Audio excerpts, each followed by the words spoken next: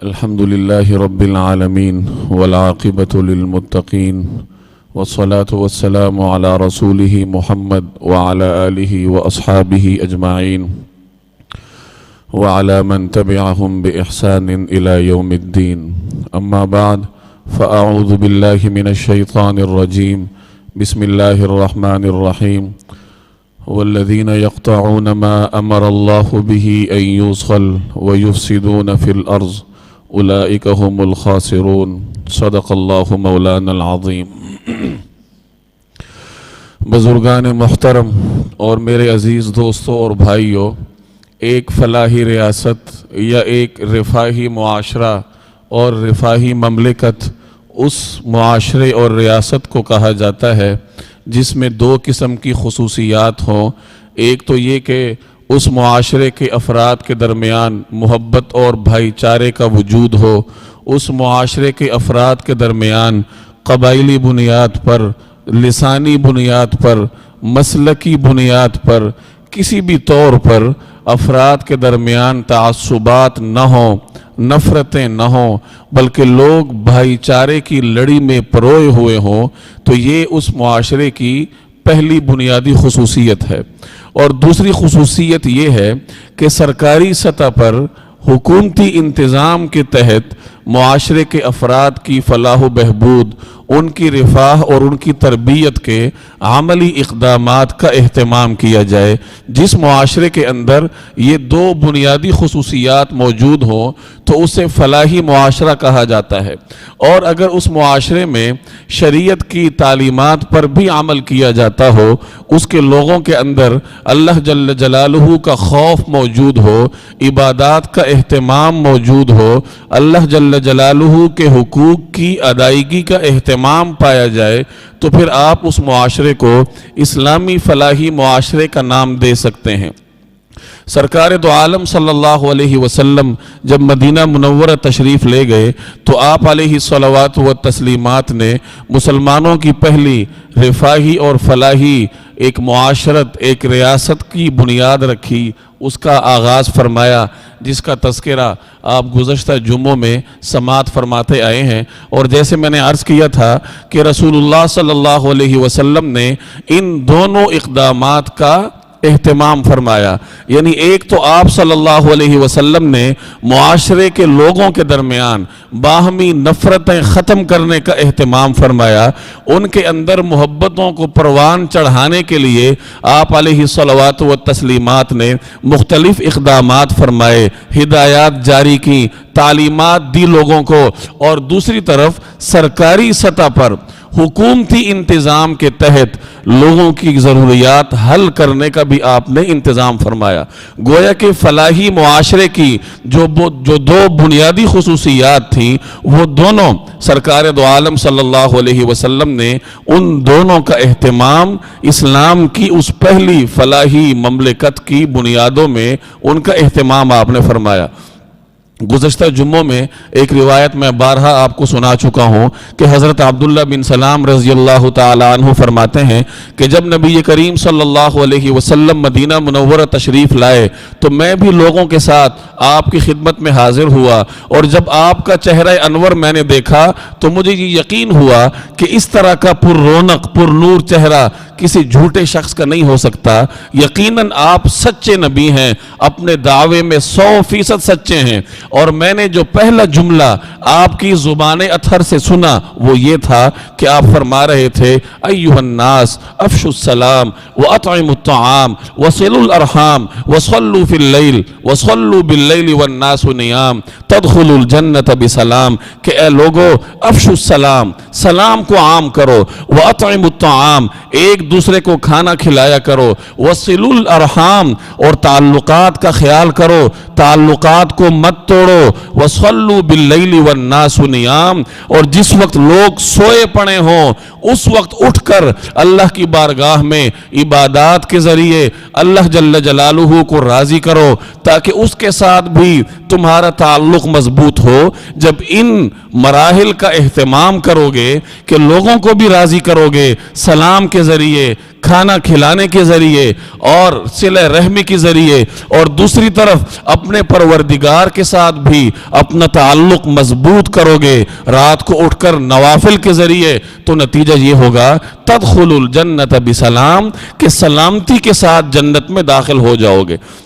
اب یہ وہ مرحلہ تھا جب سرکار دو عالم صلی اللہ علیہ وسلم مدینہ منورہ میں ایک معاشرے کی بنیادیں رکھ رہے تھے، اور بنیادوں کے لیے سب سے پہلا کام یہ ہے کہ لوگوں کے درمیان محبتوں کو عام کیا جائے، جن کے لیے آپ صلی اللہ علیہ وسلم نے لوگوں کو سلام عام کرنے کا حکم دیا، ایک دوسرے کو کھانا کھلانے کا حکم دیا، جس کی تفصیل گزشتہ جمعہ آپ سن چکے۔ کھانا کھلانے کی ضمن میں مہمان نوازی بھی آتی ہے۔ مہمان نوازی اسلامی مروت کا تقاضا ہے، اور بالخصوص عرب معاشرے میں اس کا رواج اور زیادہ تھا، جس کو نبی کریم صلی اللہ علیہ وسلم نے ایک شرعی حیثیت عطا فرمائی اپنے ارشادات کے ذریعے۔ چنانچہ آپ نے ارشاد فرمایا کہ ان لزورک علیک حقا، کہ اے لوگو، اے مسلمان، جو تمہارے پاس تمہارا ملاقاتی آتا ہے اس کا تمہارے اوپر حق ہے۔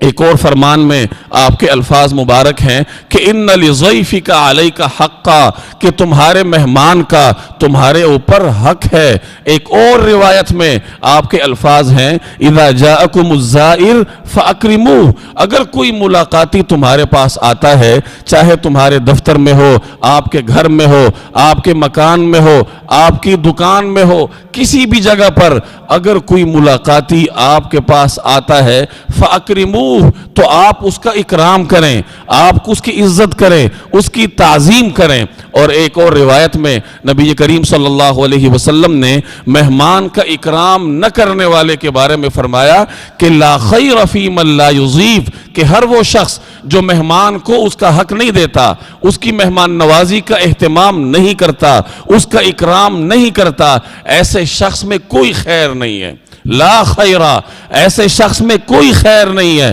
فی من لا یضیف، جو اپنے مہمان کا اکرام نہیں کرتا۔ کتنی شدید روایات ہیں، کتنے سخت احکامات ہیں سرکار دو عالم صلی اللہ علیہ وسلم کے، اور کس قدر حضور صلی اللہ علیہ وسلم نے ترغیب دی ہے اپنی امت کو مہمان کا اکرام کرنے کی۔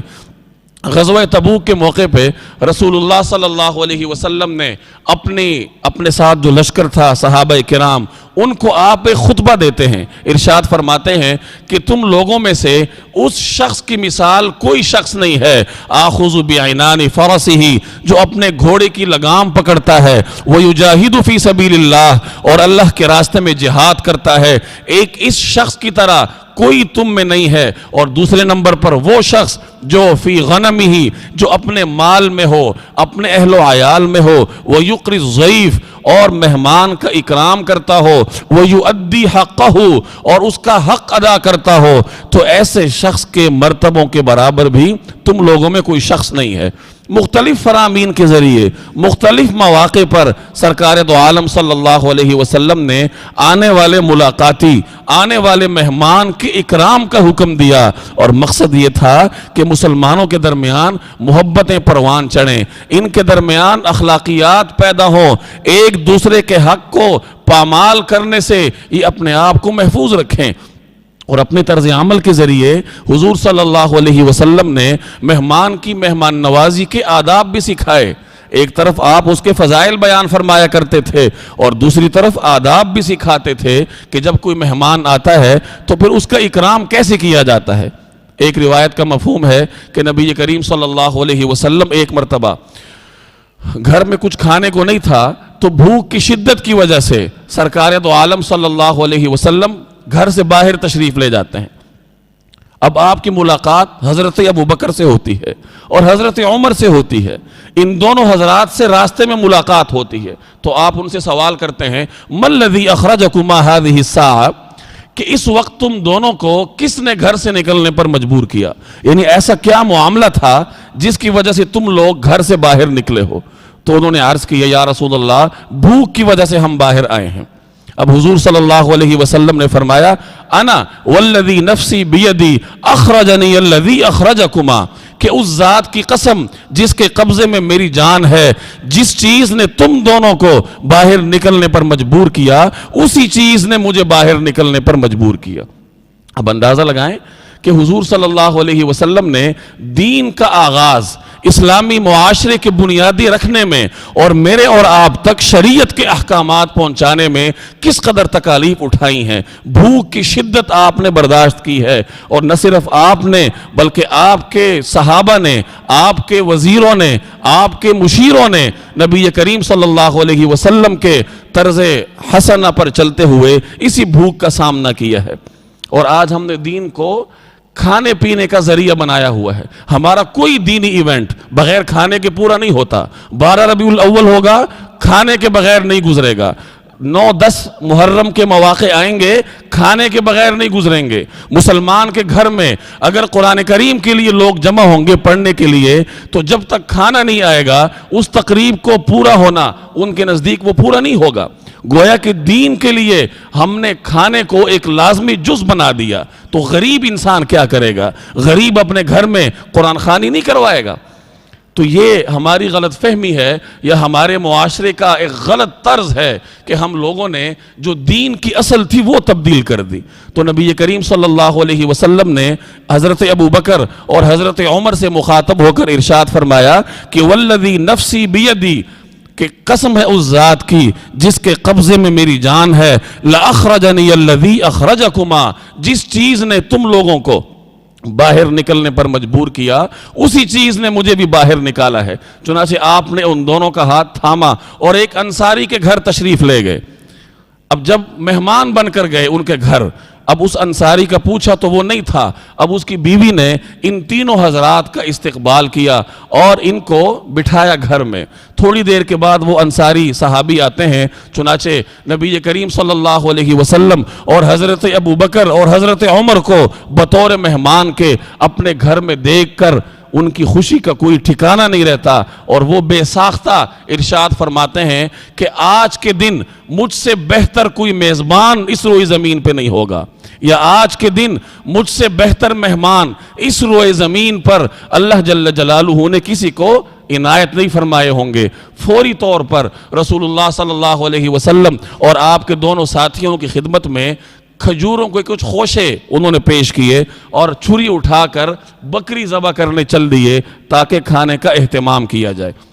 اب یہ ایک روایت ہے سرکار دو عالم صلی اللہ علیہ وسلم کی، اور اس سے کئی آداب میزبانی آپ سمجھ سکتے ہیں۔ پہلا ادب یہ ہے کہ اگر کوئی مہمان گھر میں آتا ہے اور صاحب خانہ گھر میں نہیں ہے، مرد گھر میں نہیں ہے، اور وہ مہمان ایسے ہیں جن سے میزبانوں کے خاندانی تعلقات ہوں یا وہ معتبر شخصیات ہوں، تو مردوں کی عدم موجودگی میں بھی خواتین کا یہ فرض بنتا ہے کہ ان کے لیے ڈرائنگ روم کھولیں اور انہیں بٹھائیں۔ اور دوسرا ادب یہ سامنے آتا ہے کہ جیسے آپ نے سنا کہ وہ انصاری کھانے سے پہلے نبی کریم صلی اللہ علیہ وسلم کی خدمت میں اس نے کھجور کے کچھ خوشے پیش کیے۔ اس سے یہ ادب سامنے آتا ہے کہ اگر کھانے میں کچھ تاخیر ہو تو فوری طور پر مہمان کے اکرام کے لیے کوئی اور چیز پیش کر دینی چاہیے۔ اور تیسرا ادب یہ سامنے آتا ہے کہ جب مہمان آتا ہے، آپ مہمان کو ملاقاتی کو دیکھتے ہیں تو اس کے استقبال کے لیے کچھ ایسے کلمات کہنے چاہیے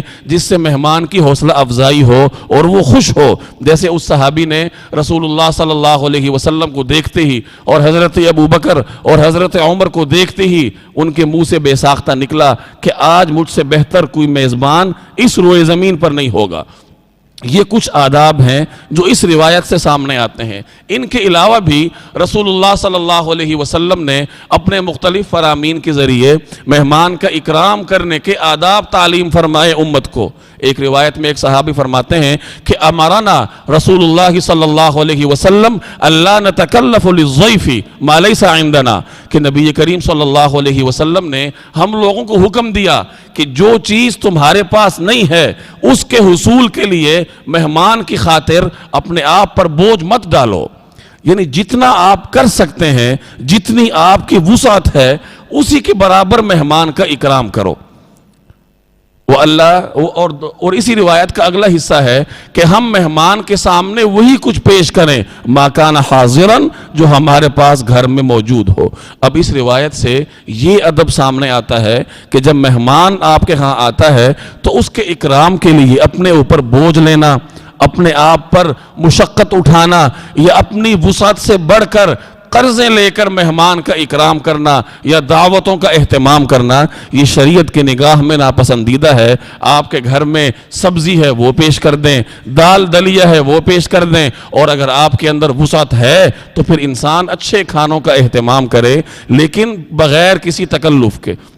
ایک اور ادب جو نبی کریم صلی اللہ علیہ وسلم نے اپنے فرمان کے ذریعے تعلیم فرمایا وہ یہ کہ مہمان کا اکرام اور مہمان کے اکرام کی سنت یہ بھی ہے کہ گھر کے دروازے تک اس کے ساتھ مشایعت کی جائے، یعنی بوقت رخصتی آپ اس کو دروازے تک چھوڑ کے آئیں۔ اور ایک ادب یہ بھی ہے جس کا ذکر گزشتہ جمعے کو گزرا تھا کہ جب کبھی مہمان آپ کے پاس آتا ہے تو بوقت رخصتی آپ کچھ نہ کچھ تحفہ، کچھ نہ کچھ ہدیے اس کو دیں۔ اب یہ مہمان کے اکرام کے آداب رسول اللہ صلی اللہ علیہ وسلم نے اپنی امت کو سکھائے، جو انتہائی بے تکلف بھی ہیں، انسان پر کوئی مشقت بھی نہیں آتی، کوئی اپنی ذمہ داری سے بڑھ کر بوجھ بھی نہیں انسان پر آتا، اور مہمان کا اکرام بھی ہو جاتا ہے۔ لہٰذا ان کا حق ہے کہ ہم اپنی ترجیحات تبدیل کریں، اپنی ذاتی ترجیحات کی بنیاد پر جو ہم مہمانوں کو کیٹاگرائز کرتے ہیں، ان کی درجہ بندی کرتے ہیں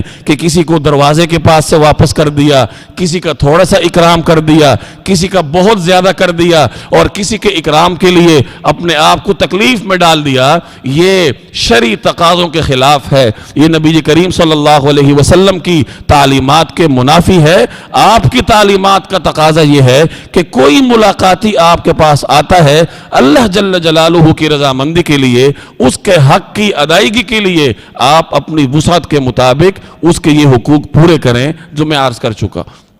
آگے بڑھ کر سرکار دو عالم صلی اللہ علیہ وسلم نے صحابہ کرام کو صلہ رحمی کا حکم دیا کہ تعلقات جوڑو، آپس میں تعلقات ٹوٹنے نہ پائیں۔ جیسے کہ قرآن کریم میں اللہ جل جلالہ کچھ لوگوں کی مذمت بیان فرماتے ہوئے ارشاد فرماتے ہیں والذین یقطعون ما امر اللہ بہ ان یوصل، کہ یہ وہ بدبخت لوگ ہیں کہ اللہ جل جلالہ جن رشتوں کو جوڑنے کا حکم دیتا ہے یہ ان کو توڑتے ہیں، رشتے ختم کرتے ہیں، رشتوں کو پامال کرتے ہیں، اور اس کے نتیجے میں وَيُفْسِدُونَ فِي الْأَرْضِ، زمین میں فساد مچاتے ہیں۔ اور کچھ لوگوں کی تعریف کرتے ہوئے اللہ جل جلالہ فرماتے ہیں وَالَّذِينَ يَصِلُونَ مَا أَمَرَ اللَّهُ بِهِ أَن يُوصَلْ، کہ یہ وہ خوش نصیب لوگ ہیں کہ اللہ رب العالمین نے جو رشتے جوڑنے کا حکم دیا یہ ان رشتوں کو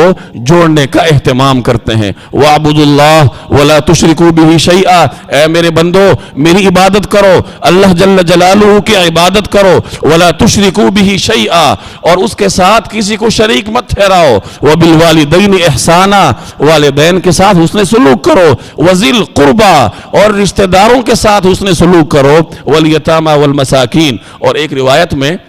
ایک آیت میں اللہ جل جلالہ فرماتے ہیں لیس البر ان تولوا وجوہکم قبل المشرق والمغرب، کہ نیکی یہ نہیں ہے کہ تم مشرق کی طرف رخ کر لو یا تم مغرب کی طرف رخ کر لو، یعنی نیکی یہ رسوم یا رواج اور آپ کی عادات کا نام نہیں ہے۔ تو پھر یا اللہ نیکی ہے کیا؟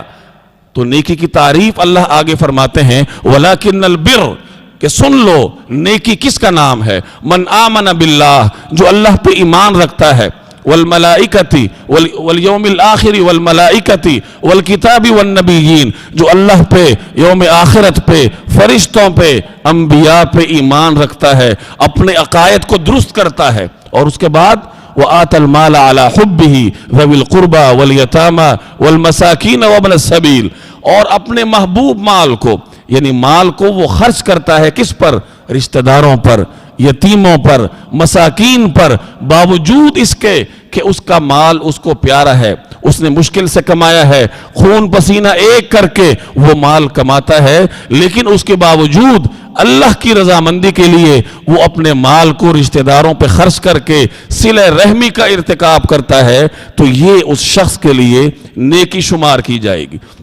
اللہ رب العالمین نے قرآن کریم میں جہاں کہیں اپنی عبادت کا حکم دیا وہاں والدین کے ساتھ حسن سلوک کا بھی حکم دیا، وہاں رشتہ داروں کا تعلق نبھانے کا بھی حکم دیا، اور اکثر اللہ کا اسلوب یہ ہے کہ جہاں وہ شرک سے روکتا ہے وہ وہاں والدین کی نافرمانی سے بھی روکتا ہے، وہاں رشتہ داروں کے ساتھ قطع تعلقی سے بھی روکتا ہے۔ سرکار دو عالم صلی اللہ علیہ وسلم اپنے ایک فرمان میں فرماتے ہیں کہ لوگوں سن لو، لا يدخل الجنت قاطع، ہر وہ شخص جس نے اپنا رشتہ توڑا ہے، جو قطع تعلقی کا مرتکب ہے، جو اپنے بھائی کے ساتھ نہیں بولتا، جس نے اپنے چچا کے ساتھ رشتہ توڑا ہوا ہے، جس نے اپنے ماموں کے ساتھ رشتہ توڑا ہوا ہے، جس نے اپنے خاندان میں قطع تعلقی کا ارتکاب کیا ہے، تو یہ شخص لا يدخل الجنہ، یہ جنت میں داخل نہیں ہو سکتا۔ ایک اور فرمان میں نبی کریم صلی اللہ علیہ وسلم فرماتے ہیں کہ اللہ رب العالمین کے پاس بندوں کے اعمال ہر جمعرات کو لیلۃ الجمعہ، شب جمعہ کو پیش ہوتے ہیں، لیکن وہ شخص جو قطع تعلقی کا مرتکب ہو اس کے اعمال اللہ کے حضور نہیں جاتے۔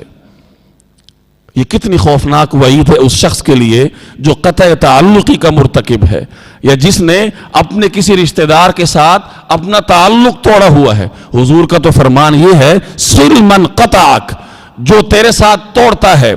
جو تجھ سے دور ہوتا ہے، جو آپ کے ساتھ تعلق توڑتا ہے، آپ اس کے ساتھ تعلق جوڑنے کا اہتمام کرو۔ اس سخت فرمان کے باوجود بھی اگر کوئی شخص اپنے رشتہ داروں کے ساتھ تعلق نہیں نبھاتا، اس کو توڑنے کا ارتکاب کرتا ہے، تو رسول اللہ صلی اللہ علیہ وسلم کے اس فرمان میں اس کے لیے بہت سخت پیغام ہے کہ اس کے باقی نیک اعمال بھی اللہ جل جلالہ کی بارگاہ میں پیش نہیں ہوتے، اور جب اللہ کے ہاں پیش نہیں ہوتے تو اس کا سیدھا سیدھا مطلب یہ ہے کہ اس کے سارے اعمال ضائع ہیں۔ ان روایات کو سامنے رکھیں، سرکار دو عالم صلی اللہ علیہ وسلم کے ان فرامین کو سامنے رکھیں، اور پھر اپنی ترجیحات طے کریں، اپنے تعلقات پر غور کریں کہ ہم صلہ رحمی کہاں تک کرتے ہیں۔ کہیں ایسا تو نہیں کہ میں نے کسی تعلق دار سے تعلق توڑا ہوا ہے، کسی دوست سے، کسی رشتہ دار سے، برادری میں کسی شخص سے۔ شکایات ہر ایک کو ہوتی ہیں، کوئی انسان دوسرے انسان سے 100% راضی نہیں ہو سکتا، کہیں نہ کہیں شکایات ہوتی ہیں، دل آزاری ہوتی ہے، لیکن شریعت کے حکم کو اگر سامنے رکھا جائے اور اللہ کی رضامندی کے لیے رشتہ داروں کے ساتھ تعلقات کو نبھایا جائے، ان کے ساتھ صلہ رحمی کی جائے، تو پھر انسان کا اجر دوہرا ہوتا ہے۔ اگر کسی شخص سے میرا دل راضی ہے اور میں اس کے ساتھ تعلق نبھاتا ہوں تو اپنے دل کے تقاضے پہ عمل کرتا ہوں، اس میں کون سی بڑی بات ہے؟ کمال وہ ہے کہ ایک شخص نے مجھے تکلیف دی ہے، اپنے کسی ماموں سے، اپنے کسی رشتہ دار سے مجھے شکایت ہے، اس کے باوجود میں اس کے ساتھ تعلق جوڑتا ہوں اللہ کے حکم کو سامنے رکھ کر، نبی کریم صلی اللہ علیہ وسلم کے احکامات کو سامنے رکھتے ہوئے، تو پھر یہ کمال ہوگا، یہ قربانی ہوگی، اور اس پر اجر بھی زیادہ ہوتا ہے۔ یہ وہ بنیادی احکامات تھے جو نبی کریم صلی اللہ علیہ وسلم نے مدینہ منورہ میں اسلامی معاشرے کے اولین باسیوں کو، یہ احکامات حضور صلی اللہ علیہ وسلم نے صادر فرمائے صحابہ کرام کو، تاکہ ان کے دلوں کے درمیان کدورتیں ختم ہوں، قبائلی تعصبات دور ہو جائیں، سلام عام کرنے کے ذریعے، کھانا کھلانے کے ذریعے،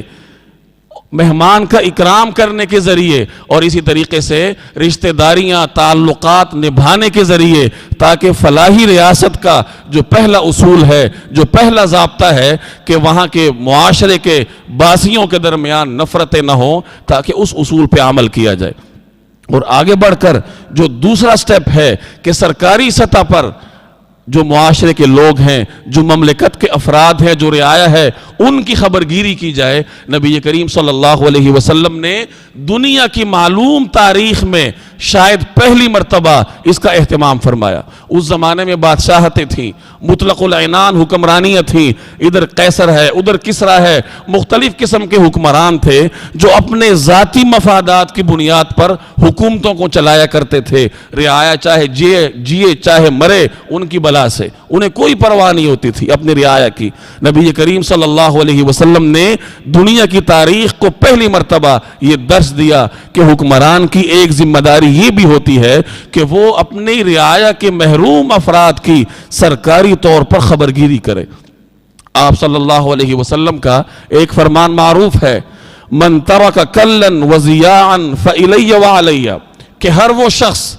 جو اپنے پیچھے اولاد چھوڑ جائے جس کو کوئی پوچھنے والا نہ ہو، یا کچھ قرض چھوڑ جائے تو وہ میرے ذمہ ہے۔ یعنی اگر کسی شخص کا انتقال ہوتا ہے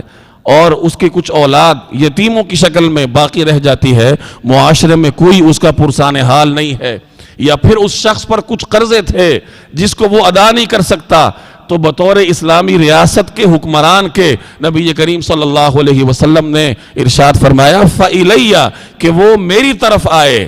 وَعَلَيَّ، اور میرے اوپر یہ ذمہ داری ہے کہ میں اس کے قرضوں کو ادا کروں، اس کے بچوں کی خبرگیری کروں اور ان یتیموں کی کفالت کا انتظام کروں۔ اور اس مقصد کے لیے رسول اللہ صلی اللہ علیہ وسلم نے بیت المال قائم فرمایا، اور بیت المال کا مقصد ہی یہ تھا کہ اسلامی ریاست کے محروم افراد کی خبرگیری کی جائے۔ بہت ساری روایات آپ کو ملیں گی کہ اسلامی ریاست کے غریب اور محروم لوگ حضور صلی اللہ علیہ وسلم کی خدمت میں حاضر ہوتے تھے، اور نبی کریم صلی اللہ علیہ وسلم بیت المال سے ان کی کفالت کا انتظام فرمایا کرتے تھے۔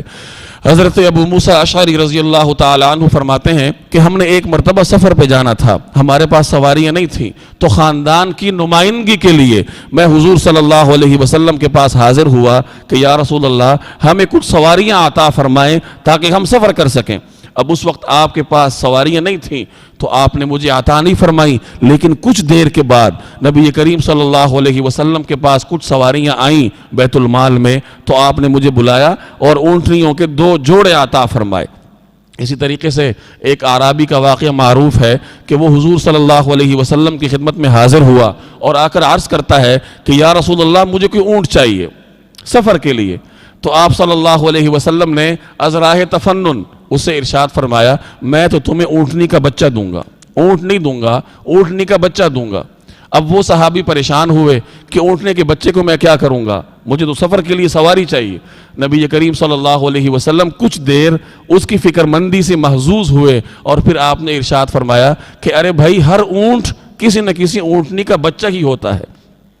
تو یہ نبی کریم صلی اللہ علیہ وسلم سے مروی شدہ وہ روایات ہیں، اور اس طرح کی اور بہت ساری مثالیں ہیں جن سے یہ معلوم ہوتا ہے کہ سرکار دو عالم صلی اللہ علیہ وسلم نے اپنے معاشرے کے افراد کی کفالت کا اور غریب اور یتیم محروم لوگوں کی خبرگیری کا سرکاری طور پر اہتمام فرمایا تھا، اور آپ کے نقش قدم پر چلتے ہوئے آگے خلافت راشدہ میں جب بیت المال میں اضافہ ہوا، جب بیت المال کی وسعت زیادہ ہو گئی، تو پھر خلفائے راشدہ نے اور خلفائے راشدین نے غریب لوگوں کے، یتیموں کی، بچوں کے وظائف مقرر فرمائے، سرکاری طور پر ان کے اخراجات کا نان نفقے کا بندوبست کیا۔ اور غالباً 1 صدی کے بعد حضرت عمر بن عبدالعزیز رحمہ اللہ کے دور میں کتاب الاموال میں ایک واقعہ ملتا ہے کہ عراق کا گورنر وہ خلیفہ وقت کی خدمت میں لکھتا ہے کہ ہمارے بیت المال میں جو مال جمع تھا، پورے سال کا خرچہ میں نے نکالا ہے، جو ہمارا بجٹ ہے صوبے کا، سارا خرچہ ایک طرف کر کے پھر بھی کچھ پیسہ بچتا ہے۔ اب آپ بتائیں کہ ہم اس کا کیا کریں؟ یہ مسلمان حکمرانوں کا طرز عمل تھا کہ سال بھر کا بجٹ ایک طرف کر دیا، اب باقی پیسہ رفاہ عامہ پہ خرچ کرنا ہے۔ تو خلیفہ وقت نے ان کو لکھا کہ تم سروے کرواؤ، تمہاری مملکت میں، تمہارے صوبے میں کچھ مقروض لوگ ہوں گے، ان کے قرضے ادا کرواؤ۔ اب اس گورنر نے لکھا کہ امیر المؤمنین میں یہ کام کر چکا ہوں۔ خلیفہ نے پھر لکھا کہ ان لوگوں کو پھر تلاش کرو، یا ان بالغ بچوں اور بچیوں کو تلاش کرو جن کے پاس پیسے نہیں ہیں اور اپنی شادیاں نہیں کر سکتے، ان کے نکاحوں کا اہتمام کرو۔ اب گورنر نے پھر لکھا کہ امیر المومنین میں یہ کام بھی کر چکا ہوں۔ اب خلیفہ ان کو کہتے ہیں تیسری مرتبہ کہ پھر ان لوگوں کو تلاش کرو، ان خاوندوں کو جو اپنی ازواج کا، اپنی بیویوں کا مہر ادا نہیں کر سکتے۔ گورنر لکھتا ہے کہ میں یہ بھی کر چکا ہوں۔ اب چوتھی مرتبہ خلیفہ اس کو لکھتا ہے کہ پھر ایسے کرو کہ سروے کرواؤ، اور جو بے آباد زمینیں ہوں کچھ لوگوں کو آسان اقساط پر قرضے دے کر ان زمینوں کو آباد کرواؤ۔ یہ وہ ریاست تھی، یہ وہ مملکت تھی، یہ وہ حکومت تھی جس کی بنیاد سرکار دو عالم صلی اللہ علیہ وسلم مدینہ منورہ میں رکھ گئے تھے کہ جس کے افراد کے درمیان آپس میں محبتیں ہوں گی، نفرتیں نہیں ہوں گی، ایک دوسرے کو سلام کیا کریں گے، ایک دوسرے کو کھانا کھلایا کریں گے، ایک دوسرے کے ساتھ تعلق کو نبھائیں گے اور اس طریقے سے اپنی انفرادی ذمہ داریاں پوری کریں گے، اور دوسری طرف حکومت سرکاری سطح پر ان کی کفالت کا اہتمام کرے گی۔ اللہ جل جلالہ مجھے اور آپ کو حضور صلی اللہ علیہ وسلم کی سیرت کو پڑھنے کی اور اس پر عمل کرنے کی توفیق عطا فرمائے۔ وما علینا الا البلاغ۔